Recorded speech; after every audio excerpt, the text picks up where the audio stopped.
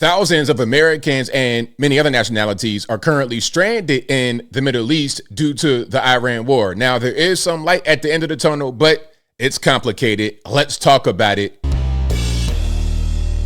How's everybody doing? My name is Anthony Brian Logan, and today we got to talk about the tens of thousands, maybe hundreds of thousands of Americans and many other nationalities who are currently stranded in the Middle East due to the Iran war. People in Dubai, people in Iran, of course, people in a lot of these places are not able to leave due to airspace restrictions, travel restrictions, and just a general lack of safety in the region. Now, some say this is a lack of planning. This is terrible. How are you going to start a war with no plan to evacuate the Americans? The reality, in my humble opinion, is there couldn't really have been a plan for this.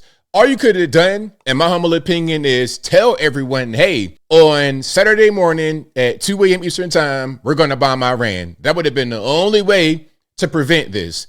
Because if we didn't do what we did and they did it, it would have been the same thing. If you're in the Middle East, understand you're in the conflict zone, kind of, sort of, a little bit or a lot.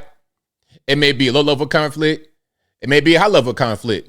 But if you're over there and things pop off, you're kind of out of luck, at least for now.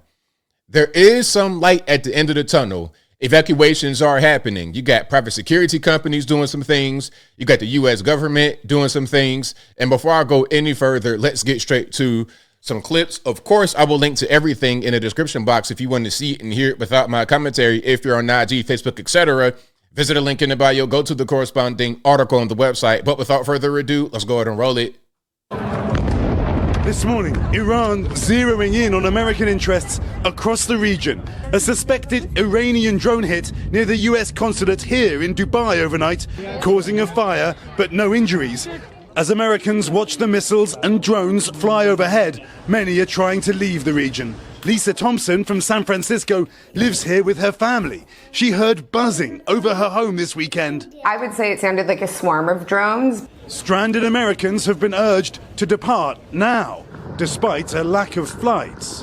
Right now we have about a little over 1,500, maybe closer to 1,600 Americans requesting assistance. And we know that we're going to be able to help them. It's going to take a little time because we don't control the airspace closures. Others taking... Let's pause for a second. Now, you may hear a number that says there's between 500,000 and 1 million Americans in the Middle East right now. That does not mean they're all requesting to be evacuated. But let's keep on going.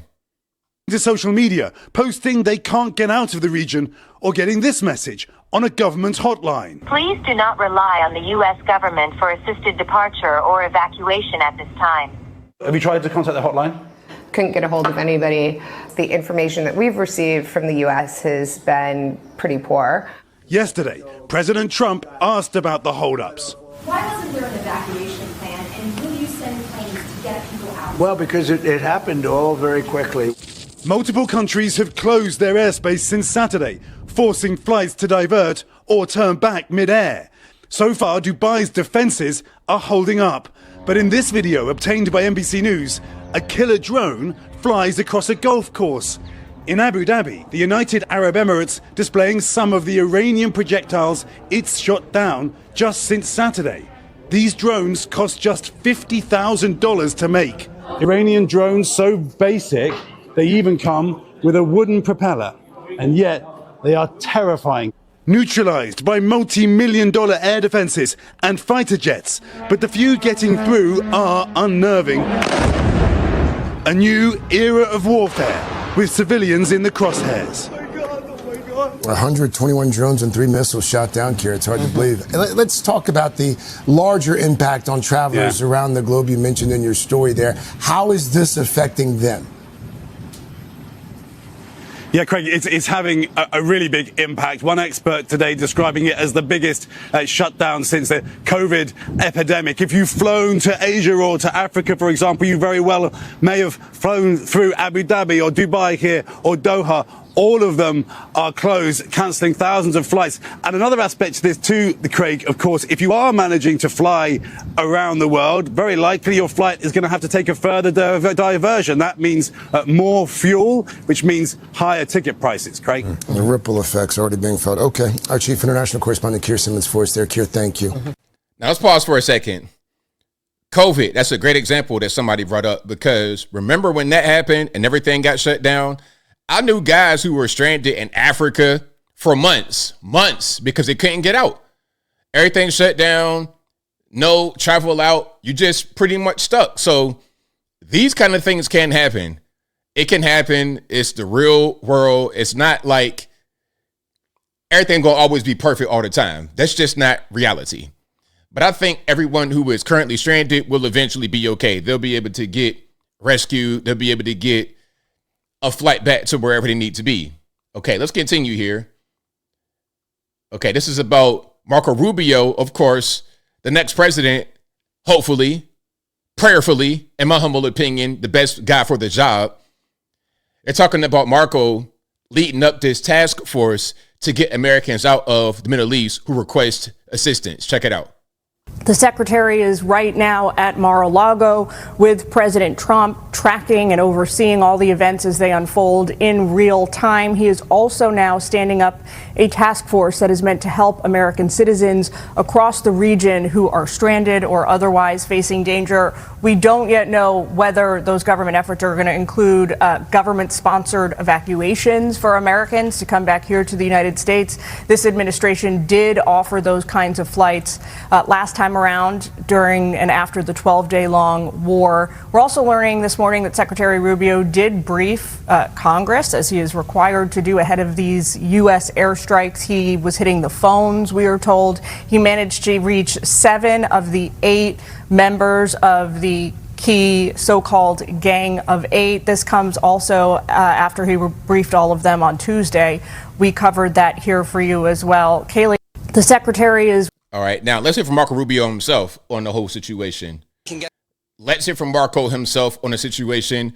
One of his many jobs. Okay, you got to be the prime minister of Greenland, president of Cuba, Venezuela, Iran. Now you're dealing with the Middle East travel crisis, akin to, they said, a 12-day war, COVID, and other interruptions which cause people to be stranded where they are, preventing them from being able to get home. Let's watch.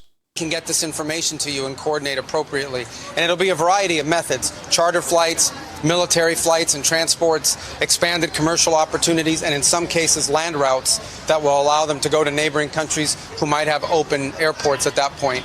So it's a lot of different things here that need to happen in order to move people, but it all starts by knowing that you're there. It all starts by knowing that where you are and how we can get a hold of you. So I'm asking the networks and all of the media outlets, please publicize the 2 phone numbers that we've put out, as well as the website, so people can contact us and register. We've had, thousands of people call already. As I said, we've identified almost 1,600 that are requesting assistance with departure, but we need you to please be able to identify that. As I came in, I also saw the media reports about Dubai's. Can get this information. Okay, now what I'm going to do right now is put the website and phone numbers up so you guys can have it. If you're over there, you're requesting assistance, hopefully this will help you in your effort to get back to where you need to be. Okay, so here we are. We're on the State Department website, and you see what it says: consular information for Americans in the Middle East. Current as of March 5th, 26, 9 a.m. This is this morning.